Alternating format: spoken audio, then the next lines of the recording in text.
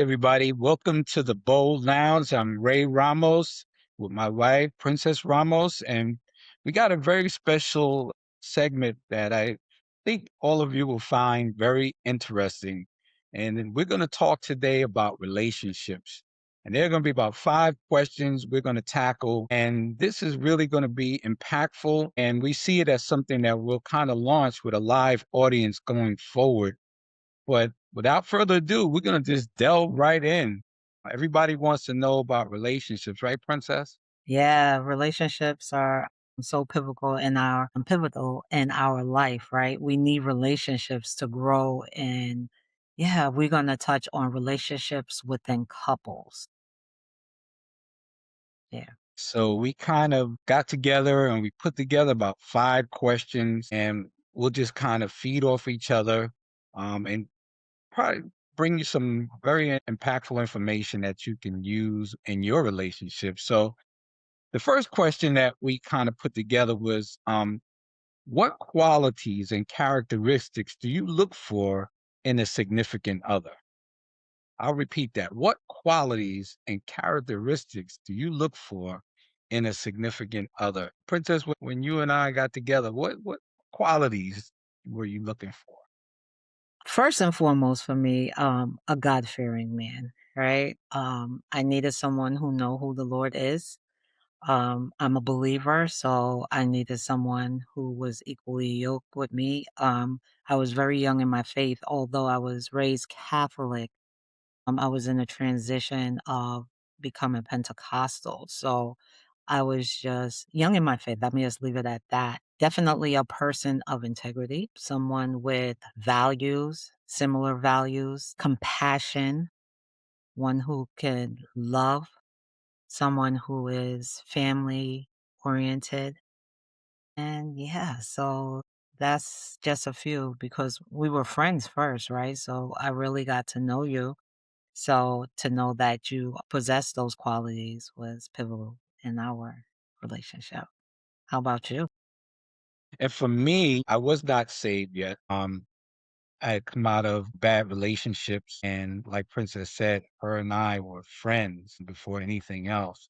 And so definitely the integrity part, the humilities part, a strong woman, someone that could be my friend, someone that that I could talk to, that I can feel comfortable with talking to. Because a lot of times as men, we're not comfortable with, you know, um, spilling the tea or talking our business. We're very guarded.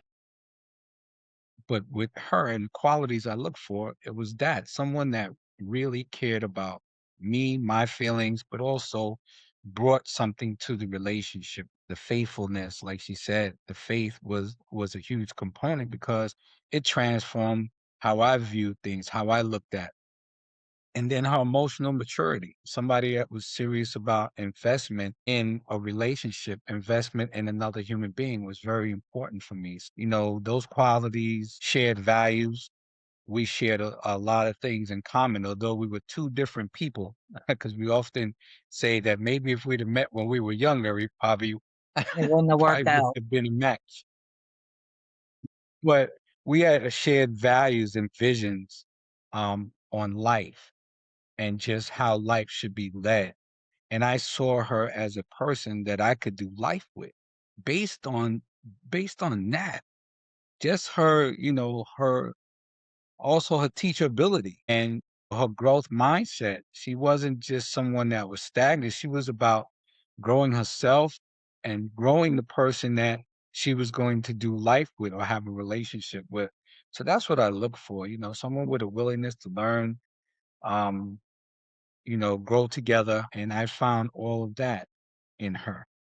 Yeah, and just to piggyback on what you say, the growing together, that's huge because we're not the same people that we are when we met over 30 years ago, right? That and able to have that teachable spirit and to be able to grow together. That's why our motto is what? Team us, right?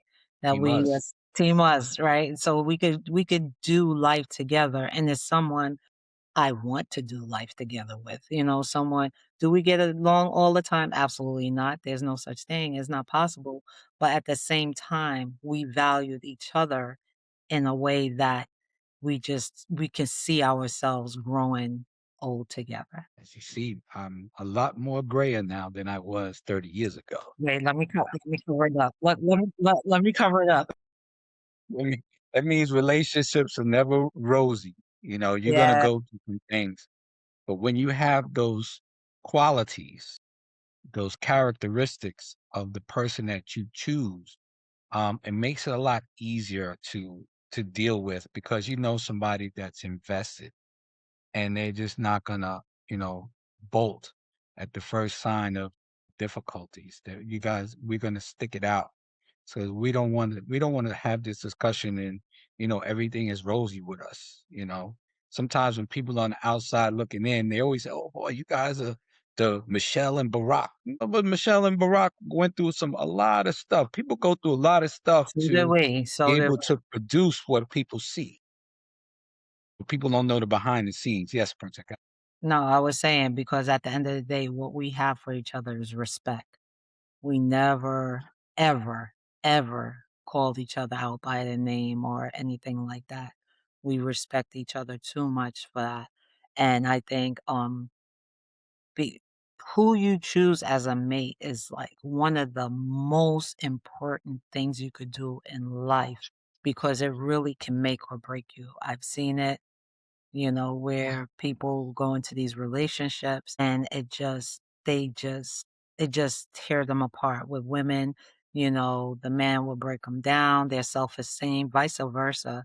And, you need to take time. Sometimes people rush into things. I've seen relationships, they got together and it's quick and it lasts. And I've seen the opposite. People have been together for a long time and it didn't. But I think going into it, you really need to take time to learn that person to see if they possess those qualities and values that you would like to have in your relationship. Yeah, she touched on something very important because that's something I didn't think about. When I think about, the failed relationships I had, I didn't invest in really knowing who the person was, their character, their qualities, does it match? These things are important because if you have children, they're affected by that. You become affected by that failed relationships because you're like, wow, when am I going to find the right person? When am I going to find, you know what? It begins with us. If we don't invest in what it is we're looking for, then we're going to settle for whatever is out there.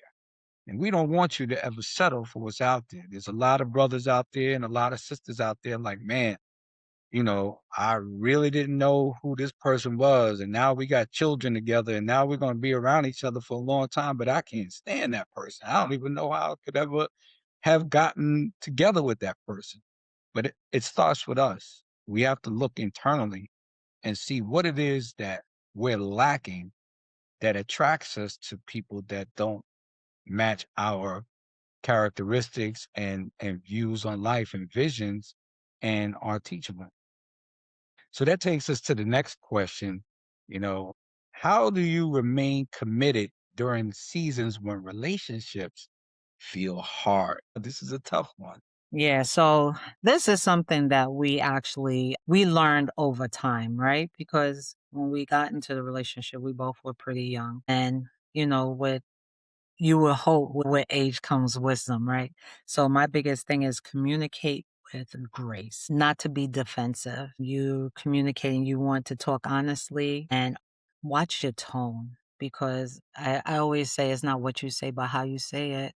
Because you could say something and the tone would just give it a whole other meaning, and you have to be respectful and understanding is not about winning.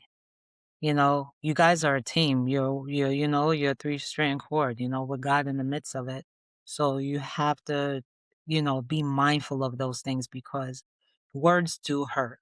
And sometimes people could hold on to those things because how it made you feel, like Maya Angelou said, you don't know what a person did for you, but you remember how they made you feel.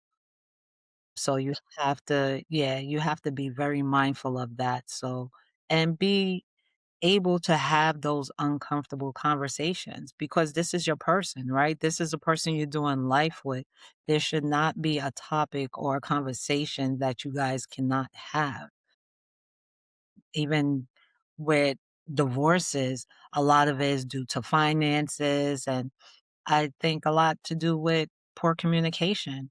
You know, it might sound cliche, but for me with relationships, I think clear communication is like in my top 3 of things that you have to have, and, you know, you have to have it, don't say words to hurt your spouse or significant other. Just, you know, let them know how you feel and be clear with your communication because sometimes people could say things and you take it a whole nother way and it's like that is not what I meant by that such and such. And don't make assumptions and thinking people understand or they know where you're coming from or how it was portrayed. You don't know how that person is going to receive it. All right. So yeah, that's what I would say. And she's big on communication. I was not. I think I women was look at me. I think women are. We love to talk. We love to. Yeah, men, we're not communicators like that. We're like, give us the meat and potatoes. Do we really have to talk about this right now?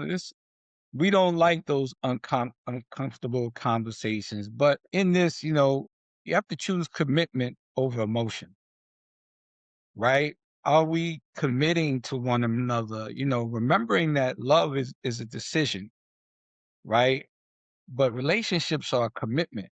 You got to be all in. You can't be halfway in, halfway out. That means you have to be open to having uncomfortable conversations about things. I have learned to have uncomfortable conversations because I refused conflict. Like I said, when I met Princess, I was pretty much broken in terms of relationships. I had given up. I was like, "Nah, this is not working out for me. Maybe I just need to be a nomad, a floater. I don't know."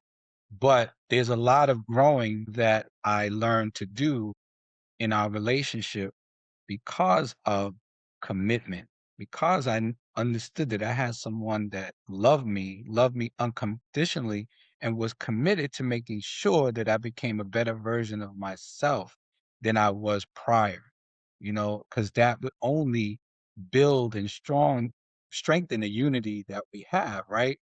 And that required, leaning into prayer eventually when I became saved, counsel. We've been to marriage conferences and then community, right? Refusing to like isolate during times of difficulty, right? We don't want to crawl into a shell. We want to be able to sit down, be able to express our feelings without anyone judging, without the other person judging, but being able to clearly say, this is how I feel.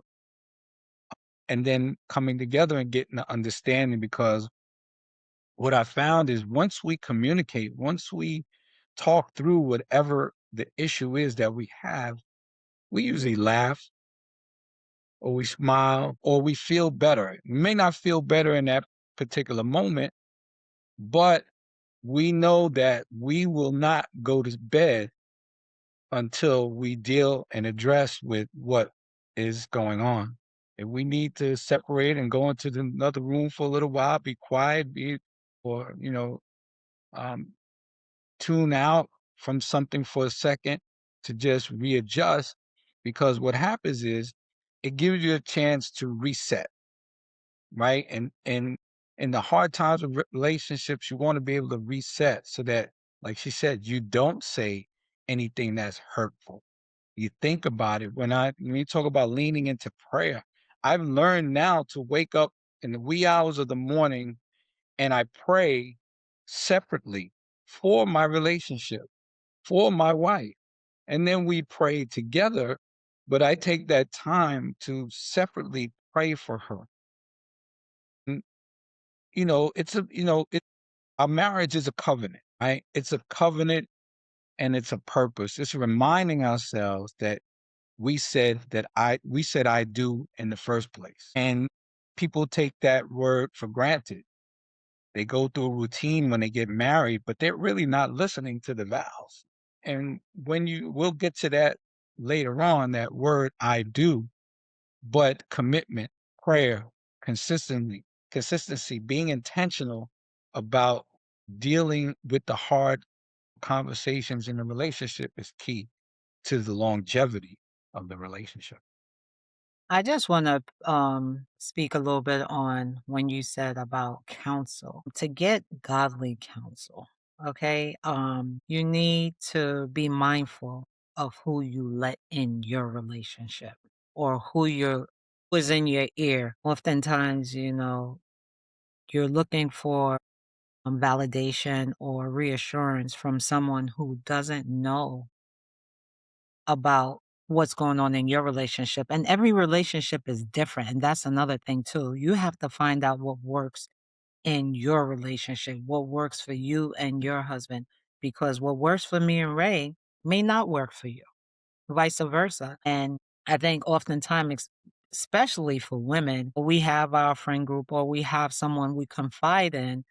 Be mindful if that person is even equipped to give you the necessary counsel that you need. Ray spoke a little bit. We go to what a marriage conference, and it was amazing. And I would advise anyone to do that. And you don't have to wait for something to go on or go wrong in your relationship to just you could just get tools to strengthen it.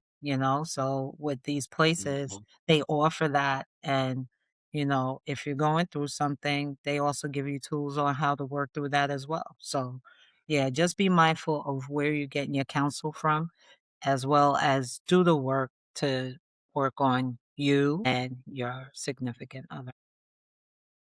And those conferences, they're for singles, they're Yeah. for people that are not married yet, they're for married couples, divorced people come to those conferences just to get better equipped.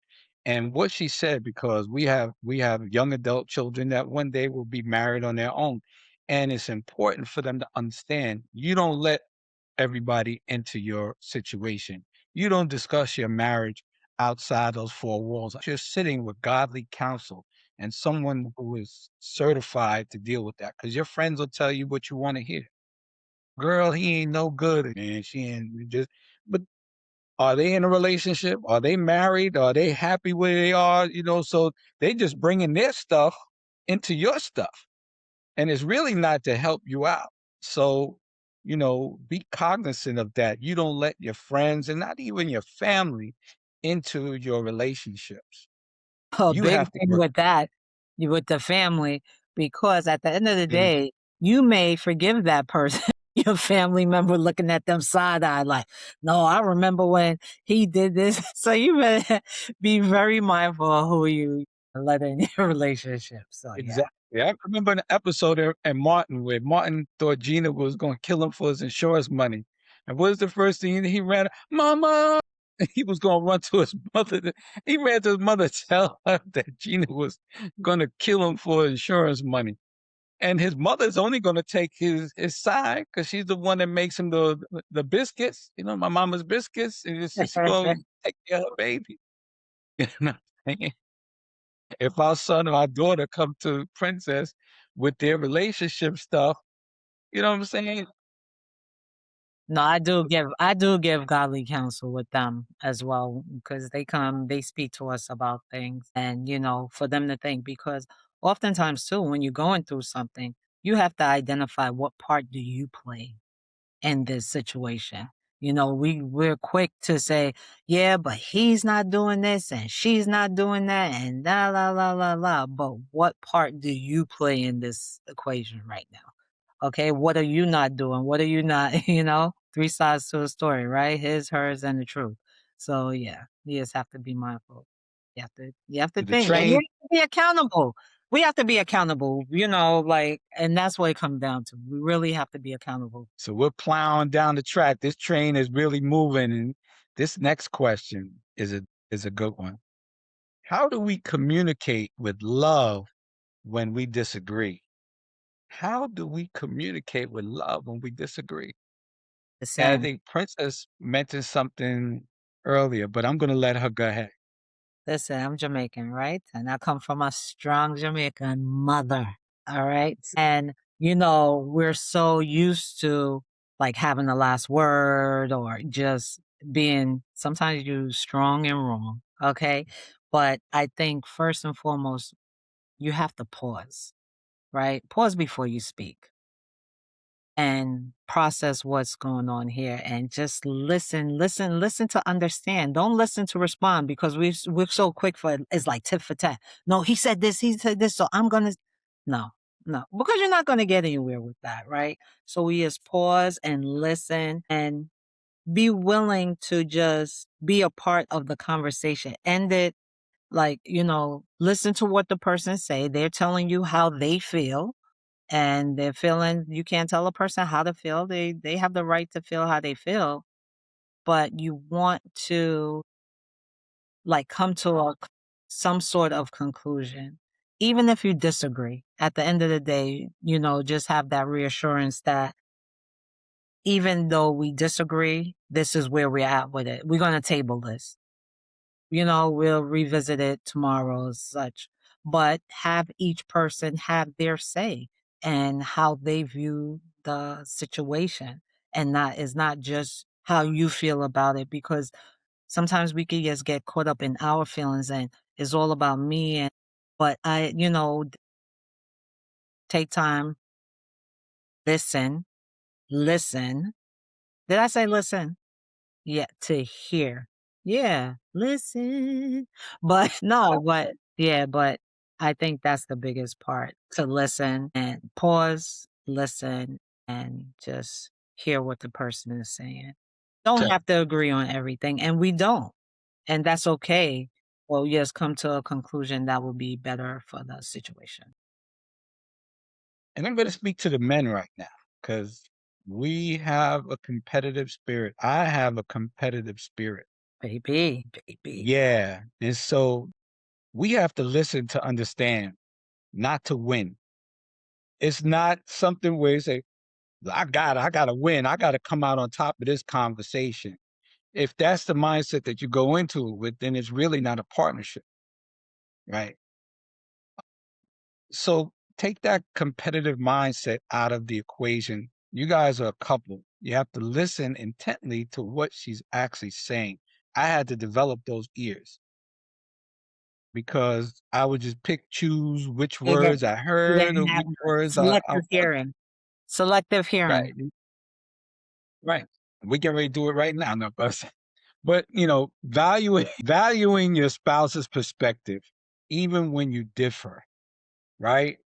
We both have an opinion on how we view certain things, but how do we make each other understand what we're trying to say so that we could get to a desired destination? That requires listening fully and not having that mindset, well, I got to have a comeback because I got to have a one up. You know what I'm saying? Speak with grace. Speak with grace. And that's without harshness, right? Without condemnation. So when you respond back to the conversation, really think about how we can de escalate by using our tone, by using the selective words that we use. All of that is important. Address the issue, not the character. Address the issue. That means focusing on the problem instead of attacking the person. We're not enemies. We didn't get married to be enemy. We didn't get married to hate one another. So we always have to understand that love conquers everything. The love that brought us together means that we have to be attentive to listening, speak with grace, address the issues, just focusing on what it is and not trying to use that to attack the person. Because if you're doing that, that means you have deeper issues. That means you guys really have some relationship issues. Is if every time you go into a conversation, the other person's got to win, the other person's got to make the other person feel less than. the other person doesn't speak with any grace or any kind of calmness, and that you just judge the person, that speaks volumes. Maybe you may not even like that person anymore. There's things that you have to deeper that you have to evaluate if you're not willing to have those intricacies in your conversation when you're talking. So for us, we always have to use a certain tone. We don't try to demean one another. It's not me against her. Are we always perfect in how we communicate with each other? Of course not. But we work through it. We come back to one another. We use a tone, right? Like I know if my wife is talking to me and she says my name, that means it's serious. If she ain't calling me Poppy or I'm not calling her mama, that means we really are this is a serious topic that needs to be addressed. Certain things I've learned to pick up with her. If she whistles and she don't even recognize, she don't even know she's doing it. But if she whistles, I know there's something, the wheels are turning. There's something going on. I start looking around and say, well, all right, let me start backtracking and see where we got to before that whistle started.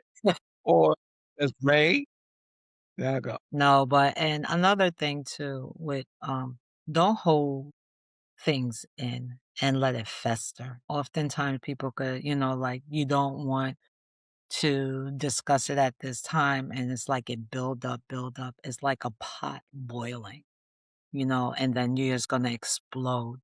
And then you're talking about, "Oh, remember last year and you didn't do this," and you're like, "Huh? What? Wait, what? I thought we was talking about this." Yeah, whatever. But no, but it is true, because you maybe not want to address it at that time.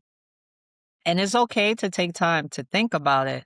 But when I say take time, you're not taking days and weeks and no. You can take a breather and process it, but then it needs to be addressed. Yeah. And remember what I said about prayer. There have been times that I was in my feelings about something. I think it was recently something happened. I was kind of in my feelings a little bit. But when I went to prayer, God revealed the answer to me, right? And what he was saying is sometimes you got to, well, not sometimes, you have to come to me first because then I can help you understand what is being done in that conversation.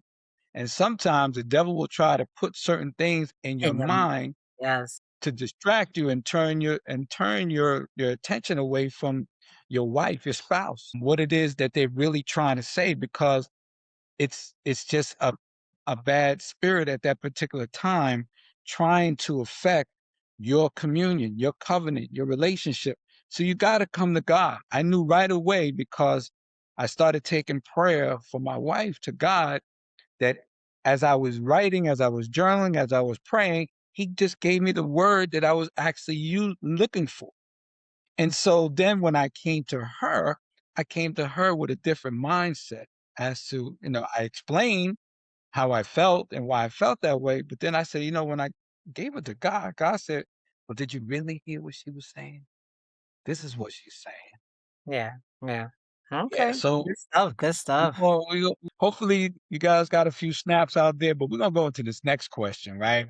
And it's how do we protect our marriage while building careers, family, and ministry?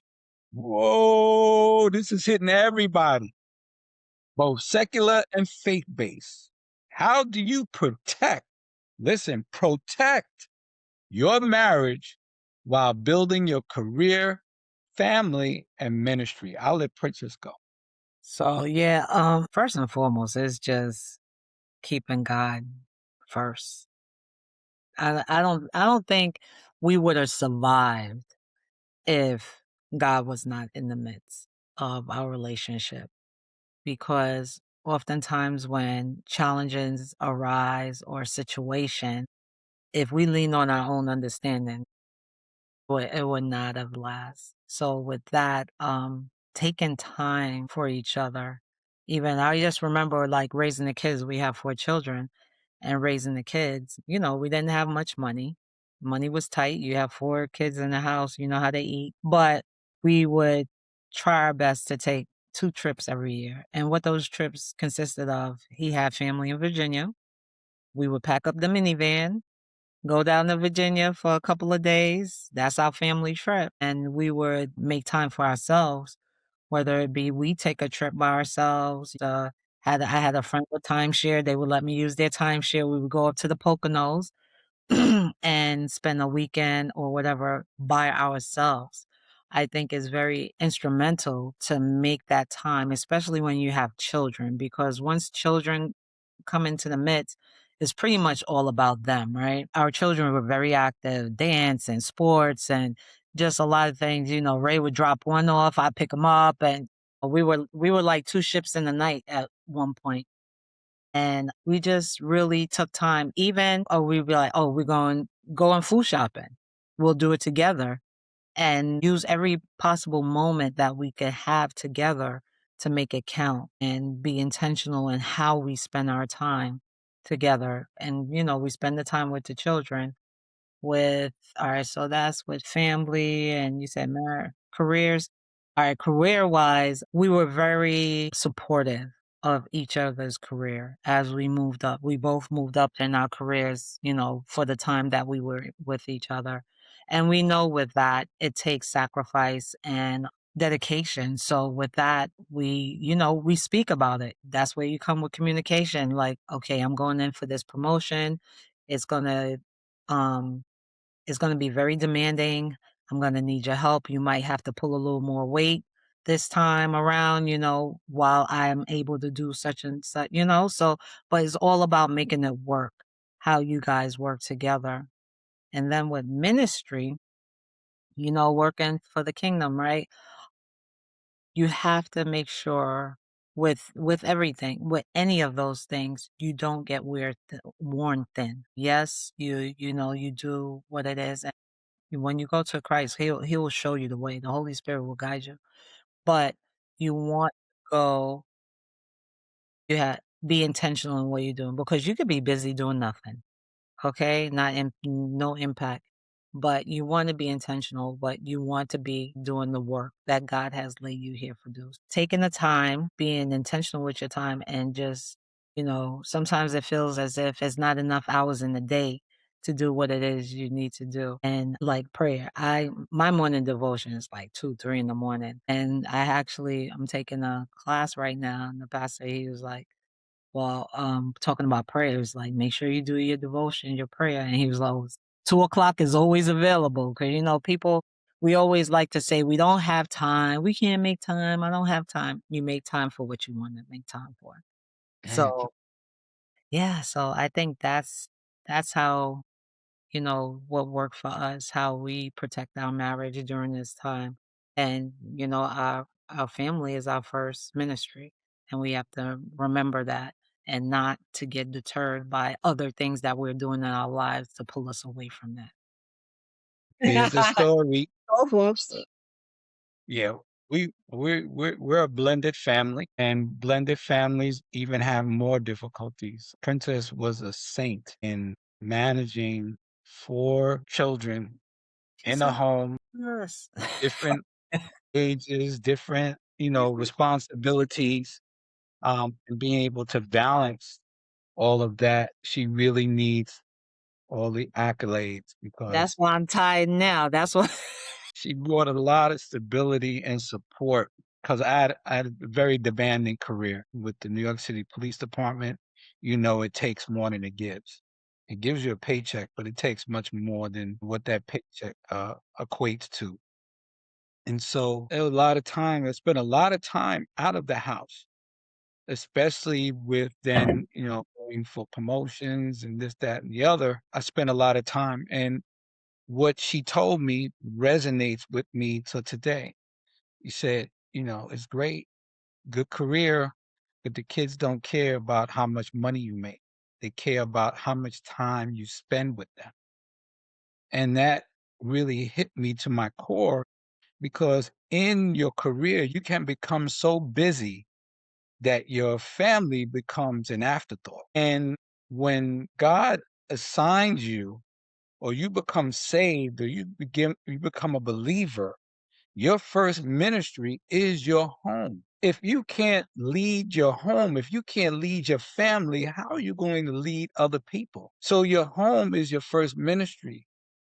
Your children, your wife, those are the people you should be locked in on. So, you got to prioritize intentional time together. Like she was saying, we did things to, even if it was the smallest of things, those, how she puts it, is you're making memories.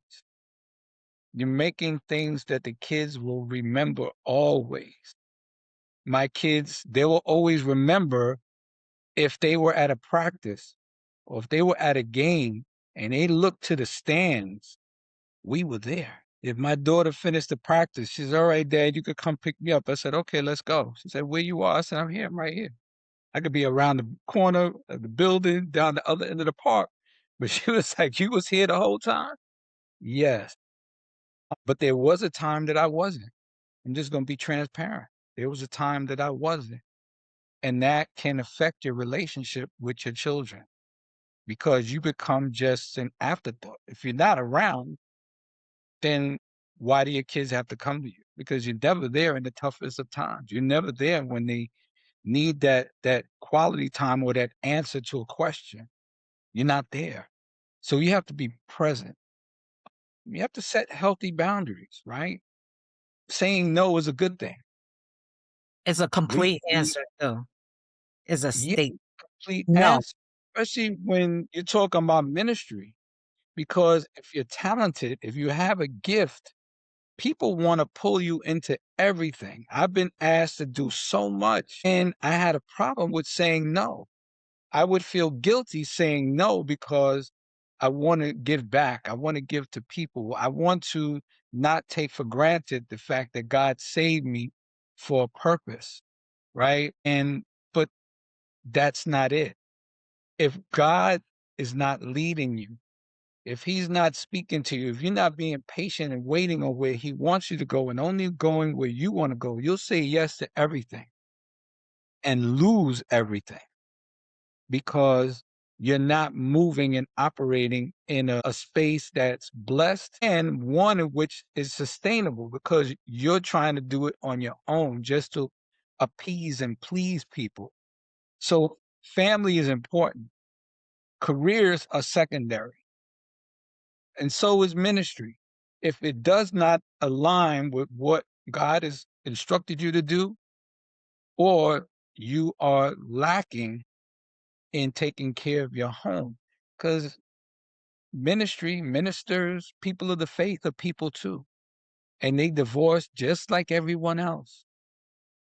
They slip just like everyone else because they're so invested in shepherding the people that they've been entrusted with that they forget everything else. And you have to have a perfect balance when it comes to handling your marriage and juggling a career and juggling a ministry. Because it doesn't have to be a faith based ministry. I mentor young men. I still mentor young men. I've been mentoring since 1994. So my wife would always tell me when I was doing too much, which was a good thing because she was reminding me, I get it. Those young men need you.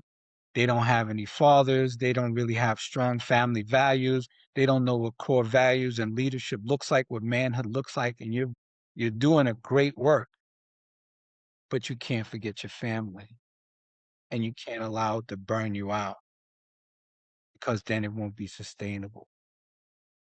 So I hope that helped everybody prioritize intentional time together, set healthy boundaries, and stay spiritually aligned, praying together, keeping God at the center. When you get married, they talk about, and I know some of you that are not religious listening to this call maybe not have heard about it during your wedding ceremony, your vows. They talk about a three-strand cord. You, your wife, you, your husband, but the third strand and the most important one is God, because God binds the two of you together. If you remove that third strand, then you become separate Easily and broken. vulnerable to the attacks of the world because God is not walking with you and in your covenant relationship. Yeah. That's Anything else you want to add, Princess, to that? no, you said it all. Because, when we have to think about is two people coming together, right? And coming from two different backgrounds, two Mhm. different households, two different lives, and you coming together. And it can be challenging at times, but just work at it, communicate, and build your own legacy. And We're going to bring this home with with a very serious question. How do we go from I do to we still do? Let that sink in. Let that marinate. Man, how man, do we go from I do to we still do? so yeah, that's deep because, people get married for different reasons. Some, just the fact to have a husband, I got a wife, some for the wedding, but it is a serious covenant what you have taken before the Lord. And with that, I do. How do you keep it after years? We've been married 22 years and we were together like 6 years before that. But with that, it takes, you have to understand that marriage is work. I hate when people's like, oh, marriage is hard. It doesn't have to be hard. It's work. It has to be nurtured. We can't go into it with assumptions. You have to communicate. Even sometimes, you have your good times, you have your bad times. But with communication and respect and like all of the characteristics that we were saying earlier, all these things, it's work. I'm not going to say it's not because it is. It's work. But with respect, compassion, communication, and all these things is so worth it. And I'm gonna just leave it It like is. that. It is. It is. We often walk around if we're at the grocery store or we walking in a park or we doing everything. We always affirm the fact that we enjoy being with each other. You show each other's company. That is saying we still do, right? We keep choosing each other daily, right? There isn't a day that I don't go by, she's sitting around or whatever. Sometimes say, yes, Ray. But I say, hey, mama. And she go, okay, I love you. But You bet. that's affirming. She says, I better. You better love me. Me look at that marriage contract again. Me read this one. Wow, a contract. Okay. But it's choosing her daily. It's continuing to pursue, affirm, and just serve one another. And we do it in the grandest ways, but we do it in the simplest ways. We enjoy traveling. We enjoy the experience of getting up early in the morning and running to the airport to go on a new journey. That's saying that we still do. We grow together, not apart. This is a part of that. This platform is a part of that. Right? We're doing the Bold Lounge together. We do walk and talk with Ray and Princess together. We still take walks in the evening together. We still affirm and speak love to one another each and Speak every life day into each other. together. Yeah. We don't want to ever grow apart. I can't imagine my life without her. She always jokes around and says, God forbid if I go before you, you got a year to mourn me. And then I said, I ain't going down that road. It's a wrap. You got the kids, they got their eyes on you. They're gonna check them out. I know someone sitting in the cut was like, yeah, when she gone, boy, we gonna get them. No, my Yeah. kids And already vice know. versa. Kids I know would what to probably do. be that ghost plucking her in the ear. Somebody just plucked me in my ear, said, I'm still here. I'm still around. But the other thing is to honor the journey, celebrating the progress, weathering the storms and just reviewing our commitment, going over and reevaluating, how did I do? Where am I lacking? Every now and then I'll ask her, how am I doing or whatever. Many times I say, man, I still got a lot of work to do.